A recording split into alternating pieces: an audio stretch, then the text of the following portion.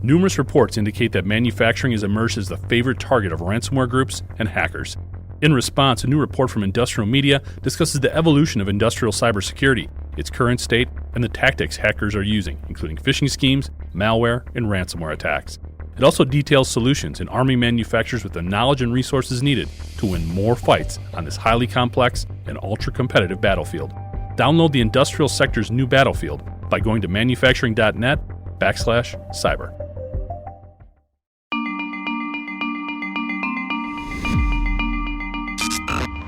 Hi, I'm Jeff Ranke, Editorial Director of Manufacturing.net and Manufacturing Business Technology. Welcome to Security Breach.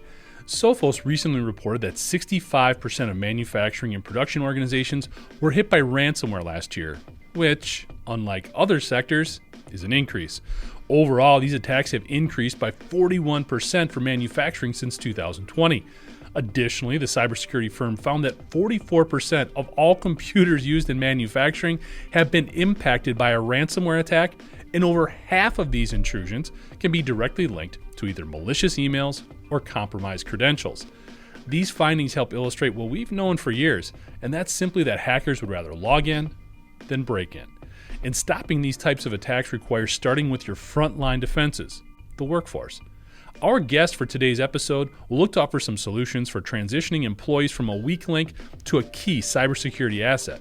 It's my pleasure to welcome Shawn Waldman, CEO and founder of Secure Cyber, a leading provider of secure network design solutions, to the show. Shawn, thanks so much for joining us today, and welcome to Security Breach. So getting things going here, we talk about OT, cybersecurity. It's always a lot of conversations about technology, new IoT devices coming out, new connections, API calls, all of that fun stuff. But at the core of a lot of our challenges is people. It's those frontline workers. And we've talked a lot about culture and the human element when it comes to cybersecurity, but this is an area that you dive into and you deal with quite a bit. So I'd really love to get your perspective and your impressions on how we can sort of transition our coworkers from being, I don't know, maybe it's kind of harsh to call them a weak link, but a vulnerability or a soft spot to really becoming maybe more of a cybersecurity asset, I guess. Yeah, no, that's a great question, and you're dead on. In the sea of just all of the things that make up cyber and IT, we all are familiar with that term. That the human firewall, maybe using that analogy as training your workforce to make sure that they're educated, and I think that's at the core. So I think what I've seen a lot of organizations do is use more like cyber awareness training and those types of situations, those opportunities as just checking a box. And that couldn't be more damaging. So I think we need to see a better culture and a better investment by the business in order to really put education forward. Because there's a lot of things that I'm sure we'll talk about later in the podcast that hit this mark, but we've got to move from just cyber being a checkbox or cyber education being a checkbox, to really hammering the awareness. It's more than just phishing and those types of things, because really, I think we're entering a situation where security awareness training's dead. Yeah. No, I couldn't agree with you more. It becomes a check the box once a year type of thing. We did it. Let's move on. Right. This is sort of a leading question, but how do we get past that? I know it's a culture thing and maybe it starts at the top, but have you seen specific types of initiatives or tools that have sort of helped us get past that whole check the box mentality? Well, I think one of the big things is moving away from some of the just, everybody uses kind of the same security awareness tool that's out there without naming the tool, right? And I think we need to see more advancement in that area. For example, we're developing a system within our platform to take a new vendor that we're working with that produces cyber awareness training, and using that information to plug it into our security investigation platform. So we're working on a system to tie in security awareness into the security tools, because honestly, there's been this constant issue with the business where, and I'm sure a lot of your listeners can identify with this, and maybe you can too, where we've got this one user that keeps clicking on everything. And then we don't know what to do with this person. Do we discipline them? Do we fire them? I've been involved in business compromises and walked in and, did the investigation and come to find out that there's this one user that just clicks on everything all the time. And, they're a constant risk to the organization. So I think it's a big combination of, just new tooling, seeing new solutions that take a different approach to awareness training, and then, plugging those tools into the active systems, and then really, really addressing those issues of what do we do with the employee that's a risk. Yeah. When you bring up a couple interesting points there, I want to circle back to some of the tools that are out there, but getting away from sort of that punitive approach. We don't want to punish people necessarily, but we do need to educate them a little bit. What's been your experience in trying to walk that line in terms of we still want people to report when they do something wrong without them feeling like they've screwed everything up, but there's some level of maybe accountability or something that needs to take place there? Right. So a couple things. One, I think we need to, as a business, reward the employees for when they do good. So it can't be constantly used as a tool to say, you did wrong, because, we know as humans and as managers, that people aren't going to, respond very well to that. And then, just not only just the positive impact, but just continually working with the employees on making security awareness training, more, I don't know, more fun, more enlightening, more educational. And if the business is acting like it's a checkbox and it's just routine, then that's how the employees are going to react too. Yeah. We've seen some different strategies out there like gamification sort of taking over and making that part of cybersecurity training. You mentioned sort of a competitive element to it, but whatever it can be to sort of change the paradigm and the messaging internally, I think would definitely have some positive impacts throughout the organization. No, absolutely. We've experimented with the gamification thing. Certainly as we see a younger workforce taking in, that's a generation that's, definitely used to interacting with things on their phones and their iPads. And I think there will be an opportunity for gamification. We're actually looking into that on the cyber side, on the SOC side as well. We have our own operations center here, and, the average SOC analyst lasts like a year and a half. So, we're trying to squeeze like at least another year out of that, so that we're not going through that rotation. But yeah, I think all those things are up for grabs.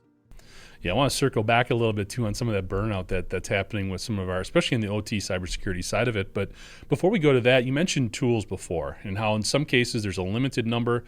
In other cases, boy, there's just a ton of different options out there. And this has become kind of an issue when you look at, especially OT cybersecurity and manufacturing, because at first we're struggling to get the budget and we're struggling to get buy-in. Then we get all these tools, and in that rush to use those resources, there's cases where there is backup after backup and there's a lot of replication, and that budget isn't always having as much of an impact as we would like it to. Could you offer some perspective or some thoughts on just how do we sort through these tools and make sure you're getting not just everything, but the right thing? Yeah, there's a lot in there to unpack. Yeah. So, certainly the industry is absolutely flooded. I do a lot of work with, looking at new startups and evaluating technology. I do regular trips to Israel looking at, new industry startups, new cyber pieces. So, I mean, I can tell you just by experience that there's a lot out there. So, one, yes, there's a lot out there. Two, I really think it has to do with who you partner with as a business. So who is the business partnering with to make sure that you've got a good partner, a good solid partner that is not just pushing the tools that they're embedded with, but really truly looking at the organization and saying, okay, based on our risk profile, based on our budget, and based on, there's a lot of work that goes into evaluating and vetting, hardware and software solutions. So you've got to really find that partner that really has that knowledge. And I'm going to beat a drum, and it's not because of who I am, but I think really we have to drive education into industry where they need to make sure that they're partnering with, if you're looking for cybersecurity solutions, you should be partnering with a cybersecurity vendor versus an IT company, right? Looking at an IT company to provide you expertise, right? That's like asking your physician for routine work, can you also do brain surgery? Because I just want to write one check, right?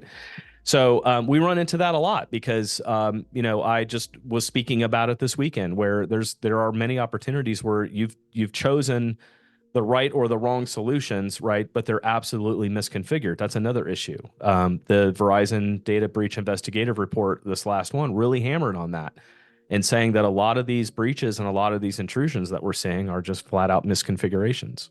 Yeah. Boy, that Verizon report comes up a lot. I look at it as well. We hear a lot of people talking about it. If anybody hasn't checked it out, I'd highly encourage you. It's very wide ranging in terms of what it talks about. Just a great resource. Really interesting perspective there as well, Shawn, in terms of identifying the right partner, and that'll help with a lot of that tool selection. And I think a lot of that also goes into having some internal understanding and expertise. You mentioned some of these SOC individuals really kind of burning out after a year and a half. In the manufacturing sector, what we really see is just struggle to find the right folks to plug in. Those that understand not just IT, but OT security and how different it is from the IT side of things. What are you seeing there in terms of, do you grow these folks? Are they homegrown? Are the people you're trying to get from the outside? Combination of both? What's your perspective there, I guess? Well, I started a cybersecurity company 10 years ago. So what I saw was this convergence thing where 10 years ago, I didn't have cybersecurity people that I could hire. So I had to look at a lot of senior level IT people and convert them into cybersecurity people. Well, add in the OT piece. We started a OT practice about during COVID, and about 4 years ago, and there's just this huge shortage of people. It's not only that you have to have cybersecurity expertise, but you really need to understand things like industrial controls and SCADA, right? When we're talking about manufacturing, I think that gets lost in translation a lot. We focus on just the cybersecurity of the plant, but we don't really look at the control systems and those areas, because to your point, there's just a lack of talent. So what I've saw, to answer your question, is just this grow your own program where, we take a subset of individuals that, may or may not have a cyber piece. We can get them the cyber technology education and bring them up to speed to be cyber analysts. But then we really want them to concentrate their skill set on things like industrial controls and SCADA, because I just really see we do a lot of that work, and that field is wide open. There's, there's 250,000 unfilled positions or more just in cybersecurity alone globally. And I can't even imagine what it takes or what the deficit is just for finding people to work, a CNC machine at a manufacturing plant. So we do have some things in common, though. So manufacturing and cyber have very much something in common, where cybersecurity is a trade. I've made that comment before. Some people like it, some people don't, but I truly believe that cyber is a trade. No, that's a great insight. I couldn't agree more. I mean, when you look at all of the different specializations that are going on now, we've figured out finally, I think, that IT to OT, it's not a cut and paste situation. There's a lot of very specific and very customizable needs that come into play. Another place that we've seen a lot of folks take advantage of is just folks coming out of the military and tapping into some of that expertise that they may have as well. Something that we have learned from the trades in really going after that demographic as well. So makes a lot of sense. Yeah, and I actually have a law enforcement background. So I used to be a police officer back in the day, and I've actually see a big opportunity to also go after retired law enforcement officers. So we've got, police officers that are, and firefighters, really anybody in public safety, right, that you could convert them. But specifically the law enforcement officers are very, they have a desire, they have a built-in curiosity, especially if you look at like somebody that would retire as a homicide detective. I mean, think of a homicide detective and turning them into a cybersecurity analyst. I mean, they're not quite looking after the same things, right? But if you look at the root of how they're wired, those are really good individuals to look at. So I call it a vet to tech program, and that kind of covers both, right? It covers, ex-military, and it can cover public safety as well. No, that's a great call. When you think about the mindset and all the questions that you have to constantly be asking to really get to the bottom of what's going on, what the root cause in a lot of these situations, couldn't agree more. That's a great connection. Sort of feeding off of that, another big trend we're seeing in the industrial sector is really the rise of these initial access brokers, really going after credentials, a lot of credential harvesting focus. And again, that's just a separate, like a subset of the hacking community, that they're just focused on this one specific thing. Just kind of curious what you're seeing there in terms of the rise in their tactics of these IABs, as well as things, again, getting back to that human element. what are some things that we can do just to protect our logins a little bit better?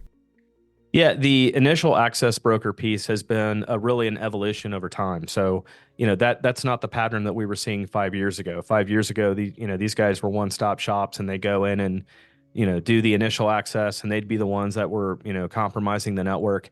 And I think really what people don't understand and see is that this whole thing is an enterprise. It's a business. It's a criminal underground. So this is the 20th century mafia, right? So this is just how that works. And that's been a big evolution. So over time, hacker groups and these organizations have become very structured. They're very organized. They use a lot of the same red and blue team tactics that we use. So there's a lot of escalation, going on. And I think some of the things, getting back to the initial access piece with passwords, is just we need to really hammer the adoption. Again, not beating the drum about security awareness, but we need to. We need to drive this culture of where passwords are going. So, for example, on the personal side, really spending time with people and employees and educating them on proper password control, password management, the use of password managers. We talk a lot about multi-factor authentication, and that plays into the password piece. And people are like, yeah, I use MFA and I get the text message of the code that I'm supposed to use. And we're like, yeah, SMS really isn't something we need to use anymore. And they're like, oh, okay. So my phone I've got the one-time passwords and the codes. And we're like, yeah, well, that's okay now. But we're really moving to, like YubiKeys and hardware tokens. If you're a military person, CAT cards and those types of things. So, I mean, there's a lot to unpack there. But we really need to drive password management, and password managers. I guess if there was one, thing that I would, get your listeners to adopt, if you're an IT manager out there or somebody in charge of strategy for your manufacturing plant, I know it's tough. It's not the easiest thing in the world. Cyber doesn't always equal convenience. Actually, I don't know if it ever does. But we really need to start hammering that. No, couldn't agree more. And, I'd be interested to get your thoughts here. What I'm seeing is typically when you inform employees of this is why we're putting in something like multi-factor authentication, or we want to do something more to make it more difficult to log in, they do embrace it. I just don't think that's always being done. I think the organizations are doing a bad job of really explaining why we're doing this, as opposed to the IT guy sending out an email saying, hey, you got to do this right now. I mean, if you had to sort of give companies a grade in terms of communicating the significance of this to employees, what do you think that would be? I mean, it's subjective. It's just kind of a fun thought. But, I mean, where are we in that communication process, in your opinion? We're probably a low D at that point. Okay. I mean, if we had to give them a grade, and we're painting with a broad brush, right? Right. So 20 years ago, I was this young IT guy. I was coming out of law enforcement, and I was starting my own IT department for this park district here in town. And, I had a really good opportunity to learn the right way. And I don't know where I got the skill set from, but one of the things I really learned was to walk people through any change at all.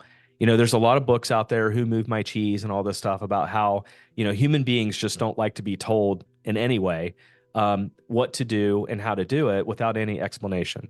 So, going back to, kind of the top of the podcast when we were talking about cyber awareness, you really have to design a program. And part of that program is maybe you set up at the next company picnic, you set up a booth, right, where you've got some bands of, just mottos of how to stay secure, and, you're really pouring into it, right? You're all in. You're providing a program for people, and you're educating. You're taking the time to get them to understand this is why we're doing multi-factor authentication. This is, not to, do any harm or slow down your work. This is why we filter the internet. It's not because we don't trust you. It's because if we can stop a threat from being presented to you, then you may not react to it. So I totally agree with you. It's really about how you deliver the message, for sure. Yeah, and that's a great point about slowing things down, because in manufacturing, that is the kiss of death. We don't want to slow down. We don't want to pause anything at all, but we have to embrace the fact that taking those couple extra seconds to do another verification of your login, it's just another part in keeping all those endpoints secure, all those connections secure, with all the other challenges we have from a technology perspective. Taking that a little extra minute, because I think we've seen it over and over again. hackers would prefer not to break in. They would prefer to log in just like everybody else. So Yeah, and I think in the manufacturing space, I think you just have to get creative, right? So maybe you're a parts manufacturer for the automotive industry. Maybe you take advantage of the retooling, downtime to take the time to provide some extra training for the staff or get in front of them. So, I just think people need to look outside the box, slow down, take a look at what's going on, and be creative. yeah, absolutely.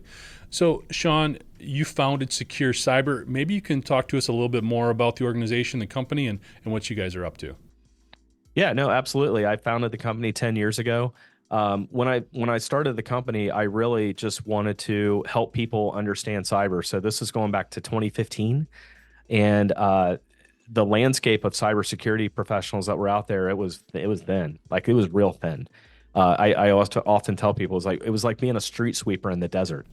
There there was just nobody around me, right? Yeah. I kind of took the company from risk assessments, which is really about what we were doing back then, to managed services, and really, we've just spent the last 10 years responding to our customer needs. As we would go through assessments, we would learn, hey, can you install a firewall for me? Yes. Can you manage it for me? Yes. And then, circle back to where we are today. We have a very sophisticated automation platform where we're able to ingest, just large amounts of log data from companies and look for threats, take proactive action, quarantine, all those, just glamorous security operations center activities that you want to see from a cybersecurity company. But we've also added things like people, process, and technology. We've added security awareness training, CISO services. So, helping organizations that can't afford to hire a full-time security chief, and giving them access to a fractional person that can help write policies and do pen tests and those types of things. And then, just full-blown professional services. So helping companies kind of get out of those 1990s, early 2000s network designs and move them into, a more current situation of, better networking, better segmentation, ransomware readiness, all those types of things. But I think the most important thing out of everything that we do is cyber is all we do. So we are those brain surgeons, those rocket scientists. I often tell people, I feel like I work with, that this is what it would feel like to work at NASA. I think I've got just some of the best engineers on the planet, and it's just our number one mission is to keep the hackers out. Well, and I think it's great that you use the term engineering, because I think that not only it just resonates more strongly with the industrial sector, but it's more accurate. You mentioned before about it being a trade. It is. These are engineers, because you're working with so many different, even if it's not a physical moving part, it's a lot of moving parts and pieces. So that makes a lot of sense. Yep, absolutely. You mentioned your background in law enforcement. I believe there was a connection with the FBI as well. And I think a lot of the things that are going on right now in cybersecurity, not just the industrial sector, but beyond, it's really trying to create an element of transparency and sharing information. And some of that is enforced through regulatory actions. We've seen a lot of stuff in the manufacturing sector that's come to light primarily through the SEC, and a lot of things that are mandated with reporting there. I'd like to get your take in terms of, do we need more government involvement? Do we need more regulatory work? Or is this something that we have the groundworks for, and we should maybe let the industrial sector kind of figure it out the rest for themselves? Well, it just so happened that the SEC is an area that we specialize in. So I don't know. I remember telling you that, but you just happened to hit on something there. So I'll give you my honest opinion. My honest opinion is I'd like to see less governmental involvement, but I'd like to see more regulatory work. And I know people are like, well, wait a minute, those are one and the same, right? It's typically the government is involved. Yes and no. If you look at the SEC specifically, broker dealers and investment organizations that are regulated by the SEC are actually absolutely terrified of them. And that's because the SEC has teeth and they mean business, right? That's our financial backbone of the United States. And, there's a lot of push there to be compliant with them and do things the right way.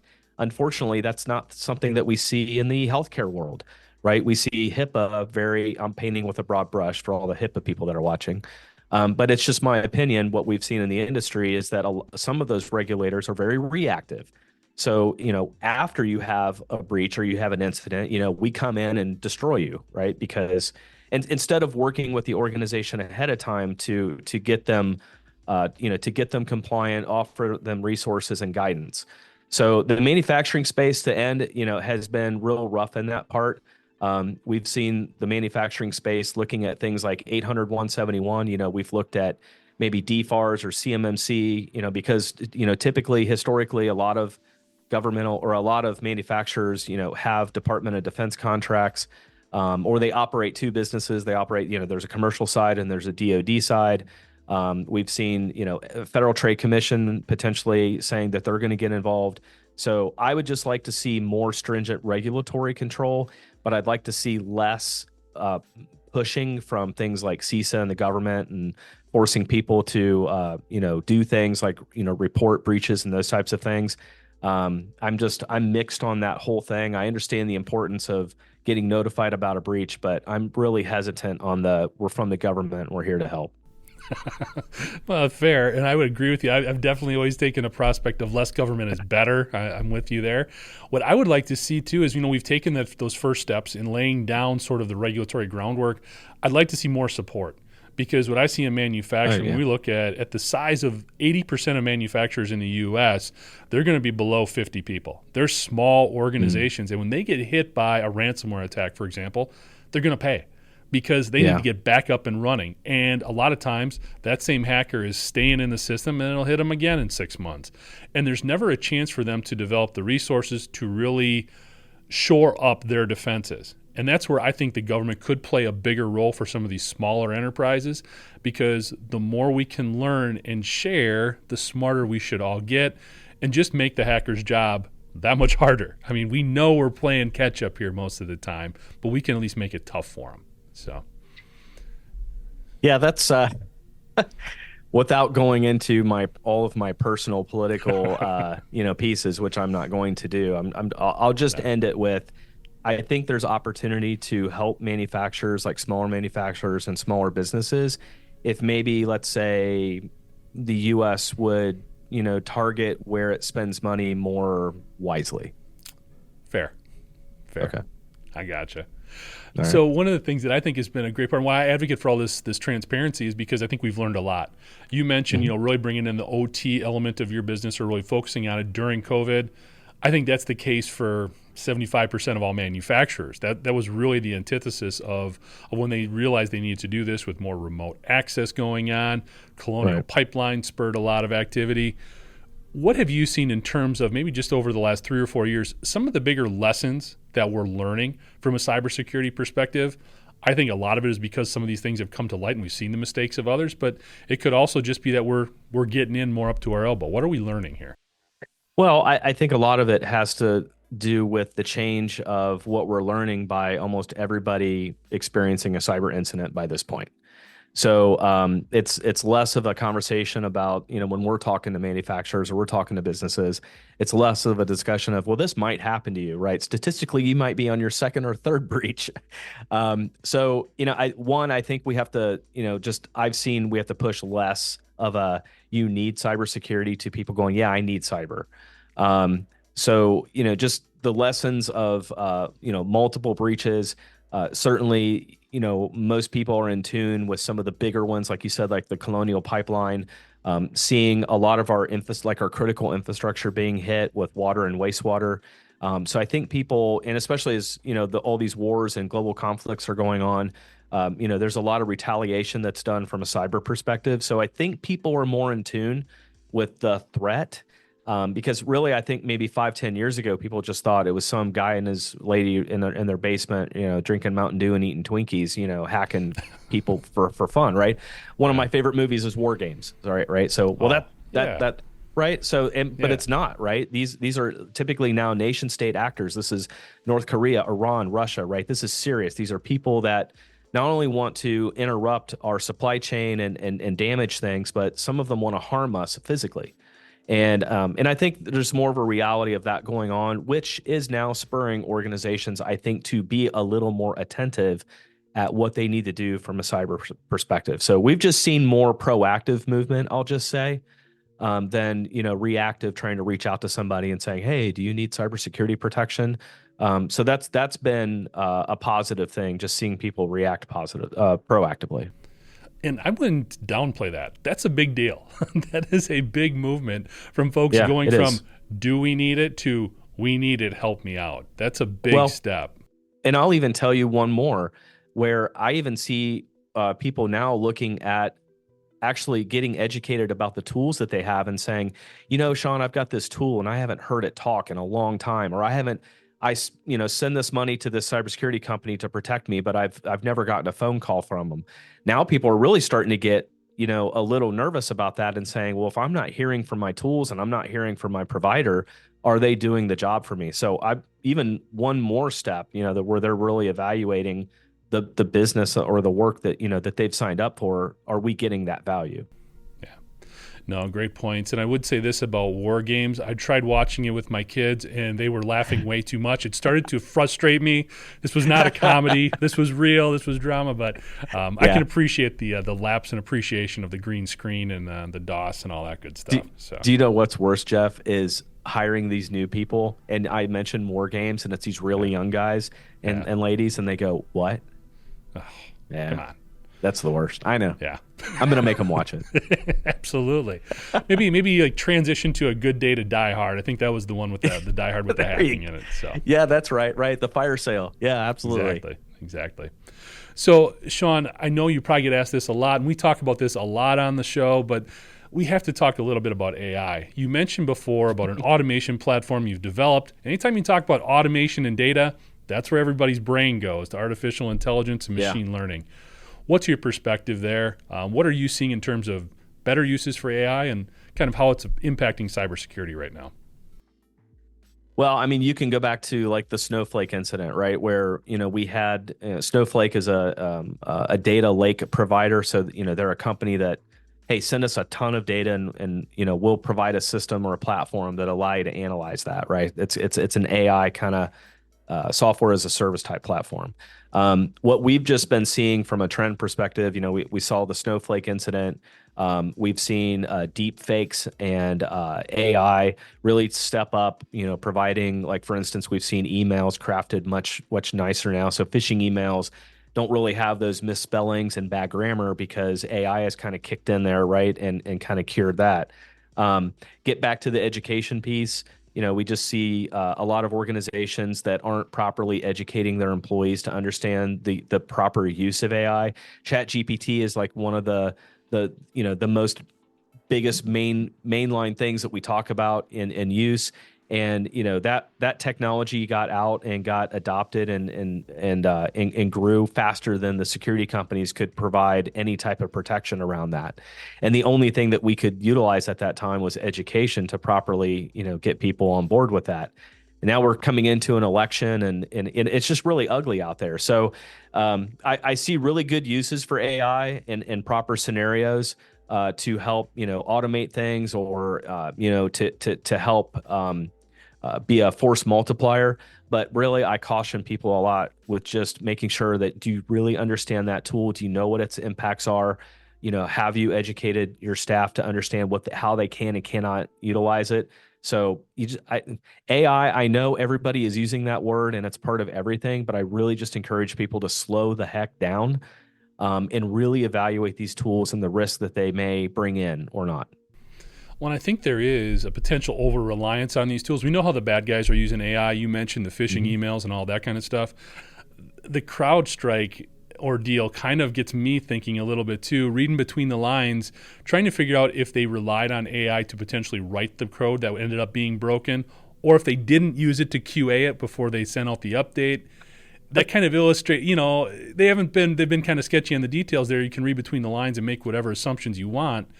But there's also, I think, a potential over-reliance and then not using it the right way. It's kind of coming from both sides, I guess. I don't know. No, absolutely. They today I haven't read it, but I guess the final report came out today. But everything that I was reading up to that point, I totally agree with you. Either you were relying on automation in way too many ways to help get this out faster without properly QAing it.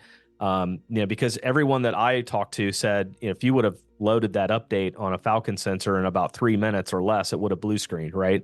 So, were we just pushing these out to stay on top of the curve, but were we, assuming a lot of risk there? And if one update would have gotten out, what type of damage would it have done? Well, now we know what that would have done, because now everybody in the world knows who CrowdStrike is. So they have to spend a little less money on brand recognition. But no, I totally agree with you. I just really think that organizations need to relax on the AI piece, not look at everything. If it says AI, it must be good for us. I just think, I don't know how it happened. I don't know how the world just got sucked into something like that, except that, just our reliance on technology, and it's an easy button. It's a big, easy button, right? People like to take shortcuts, and they like, to get through things faster. But especially in the manufacturing space, and especially critical manufacturing space, I just really, I just want people to slow down and evaluate this. One of the biggest controls that we've seen out there that could possibly get in front of this is browser security. This used to be browser isolation technology is what it was called, and now it's browser security. And really, it's the concept of using kind of placing a firewall on the browser itself. So these technologies, these browser security technologies, have the ability to stop somebody from putting information into something like ChatGPT if it's personally identifiable information or it's critical data. And kind of think of it as data loss prevention for a browser. And that's, outside of education, there's just a lot of bent up time in getting some of these new security systems up and running that can detect deep fakes and stuff like that. Some of that stuff's out there, but it's thin. Yeah, it sort of sounds like a more restrictive like email sandbox type of dynamic. It's very interesting. Exactly. Yeah. Cool. So, Shawn, this has been awesome. We could talk about a lot of these topics for longer than we're looking to go here, but are there any other big trends you're seeing right now that may have an impact in the, next 12, 18 months? No, absolutely. I think probably one of the biggest things that people have heard is just this advancement of quantum computing. Quantum computing becomes a big threat as the evolution of that technology has the ability to do decryption really quickly, meaning that any of the encryption algorithms that we have in place now, whether that's encrypting data, encrypting hard drives, encrypting emails, we have the risk potentially of any information that's obtained that's encrypted of being compromised very quickly. So the best example I can give you is, some of the most hardened encryption. If you were to encrypt a hard drive, it could potentially today, without the advancement of quantum computing, it could take hundreds of years to decrypt. Well, if quantum computing makes the advancements that we think it's headed towards, they could decrypt that hard drive in minutes. So essentially making any encryption that we have today obsolete. We've got to really watch 5G cellular. We've got to watch the advancements of the cellular market, especially in the manufacturing and OT space. We see a lot of advancements in using cellular technology to connect plants and connect remote resources. And with those increased speeds, the threats of vulnerabilities and those types of things sneaking into 5G and into cellular is something that we really have to keep an eye on. Supply chain attacks. We've got to we talked about the CrowdStrike piece, and we've seen SolarWinds. I say CrowdStrike because convince me that wasn't a supply chain attack, because I'm just really not convinced that wasn't that, but maybe it wasn't. But SolarWinds was, right? SolarWinds was a major solar attack or a major supply chain attack. SolarWinds is, a network monitoring software that's very widely used inside the federal government, and it was compromised. And then when an update went out, everybody who had the software potentially got a compromised version that was owned by the Russians.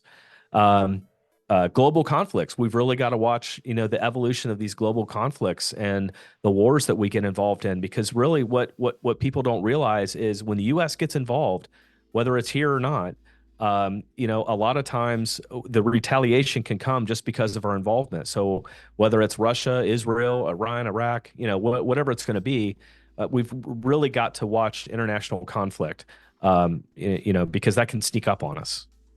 Absolutely. No, I think those are all, the quantum stuff is really, it's equally scary and incredibly impressive in terms of the speed and what that's going to do for all sorts of operations, but cybersecurity as well. The 5G is one I think that is going to hit next. I think that's going to be a really big deal in the industrial sector because we're trying to figure out how to make it work. It needs to be as reliable as it possibly can be, which we've finally gotten there with a lot of wireless connections.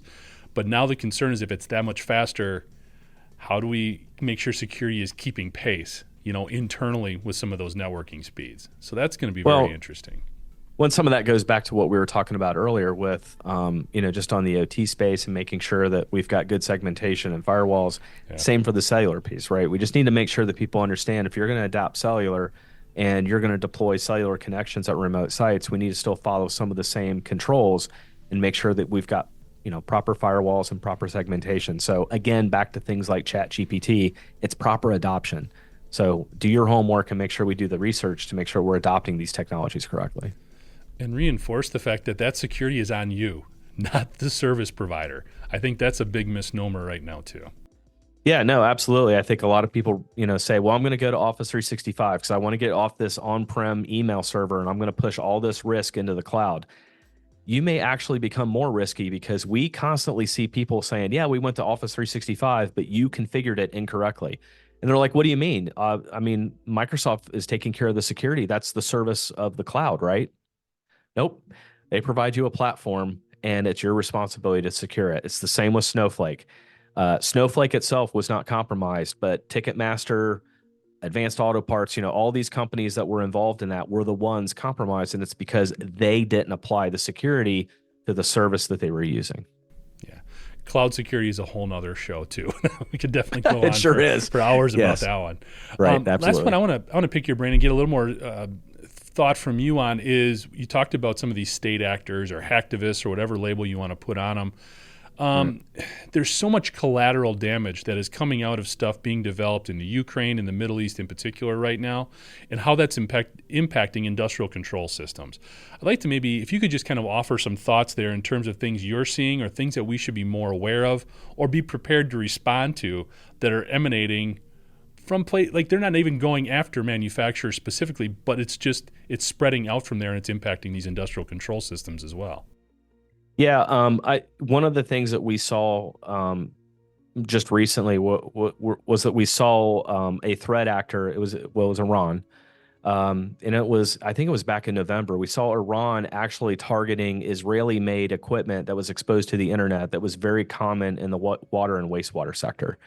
And so now, to answer your question, what we really need organizations to do is really understand what their inventory is. So, what equipment do you have? Where is it being manufactured? I think a lot of effort on third-party management and fourth-party management needs to occur. But we really, really need organizations to understand their third-party risk and their third-party involvement, because we really need to do some research. If you're adopting a new piece of equipment or you're buying a new piece of machinery, I really need you to understand where that was manufactured and what possibly could be a risk platform later on if we get into a war scenario or there's a threat actor somewhere that's looking for a specific piece of equipment. I generally don't talk about this a lot, but there's a tool on the internet called Shodan that is very commonly used by good and bad guys to find exposed equipment. So when something like that happens and somebody goes, hey, I want to look for all the Israeli-made equipment, they could go to something like a Shodan and get access to that at their fingertips. So that's also a whole other show on the good and bad uses of tools, right?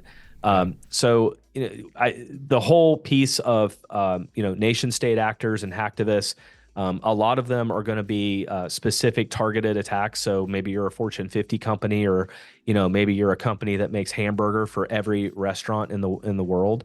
There's a targeted attack there, right? That somebody's going to want to get to you in order to disrupt the supply chain.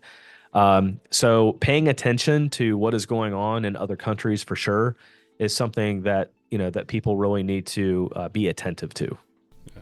It is crazy how many different topics we brought up, and it always circles back to, in one way, shape, or form, to that asset management and just taking inventory of what you've got and understanding what you have out there that is potentially vulnerable. It's well, we talked just briefly about compliance pieces. Well, if you're familiar with the CIS controls, the Center for Internet Security, they developed something called the Top 18 controls. And if you were just starting in cyber, or you're an organization, you're like, really, I just don't really know where to start. If you started with the CIS controls, they're listed in importance of the most important to the least. And you would think that control number one, if I was to just randomly ask people, what do you think the first control is? Well, first control is I should have a firewall. No, the first and second control are know your hardware and know your software. The top two are inventory, because if you don't know what you have, then you really have less of a chance of mounting a response or protecting yourself. Thanks, Shawn. And for more information on the work he and his colleagues are up to, you can check him out at securecyberdefense.com. Also like to thank you for joining us today, and to catch up on past episodes, you can go to manufacturing.net, IEN.com, or mbtmag.com. You can also check Security Breach out wherever you get your podcasts, including Apple, Amazon, and Overcast. And if you have a cybersecurity story or topic that you'd like to have us explore on Security Breach, you can reach me at jeff@ien.com. For Shawn Waldman, I'm Jeff Ranke, and this is Security Breach.